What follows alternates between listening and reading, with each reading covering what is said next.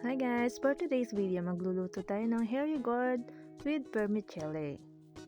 Chinese recipe naman muna tayo ngayon. So, ang ating mga ingredients, meron tayong ginger, garlic, shallot, sotanghon or vermicelli, spring onion, dried shrimp, and dried scallop. Pero optional lang yung guys. At syempre, ang ating hairy gourd or chikwa in Cantonese. So, una natin gagawin, tinisan, balatan at hiwain natin ng ganyan lang kaninipis at ganyang kahahaba yung slice ng ating chikwa.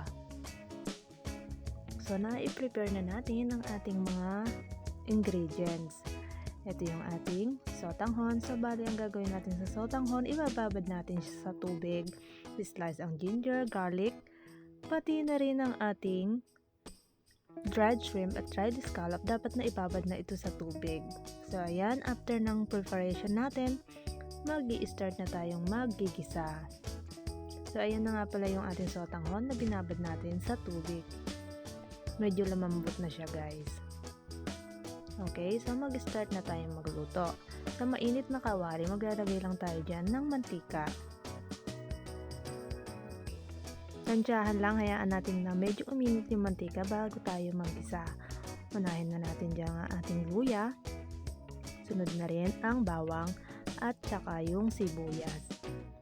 Gisahin lang natin to hanggang sa lumabas ang kanyang aroma. Ayan, kung lumabas na yung kanyang aroma, susunod na natin ang ating dried ingredients. Ang dried shrimp at ang dried scallop. Pero sabi ko nga, optional lang yan. And then maglalagay tayo ng spring onion stock.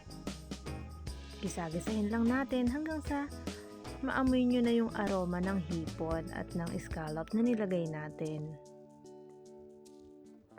After that, ilagay na natin ang ating hairy gourd or chikwa. Ilalagay na rin natin nga pala yung pinagbabaran natin ng hipon at ng dried scallop kasi napakalasa niyan. And then mag-a-add lang tayo dyan ng half cup ng chicken broth pang palasa. Optional lang yan guys, pero tubig na lang ang ilagay ninyo. Tapos takpan natin hanggang sa medyo lumambot at ilalagay na natin ang ating vermicelli.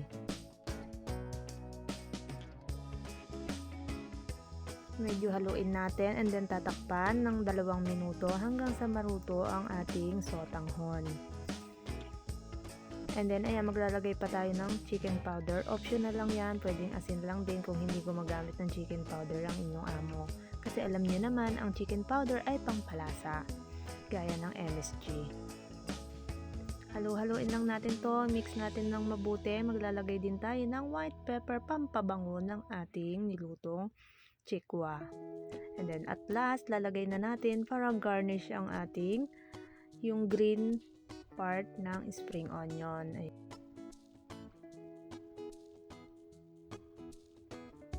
So ayan, ready na ang ating nilutong chikwa. So bago natin patayin ng apoy, maglagay lang tayo ng a drop of sesame oil. Pampabango yan guys, at saka pampalasa na rin sa niluto natin na chikwa with vermicelli. So ayan, sana matry nyo at ma-enjoy nyo rin ang ating recipe for today. So thank you for watching.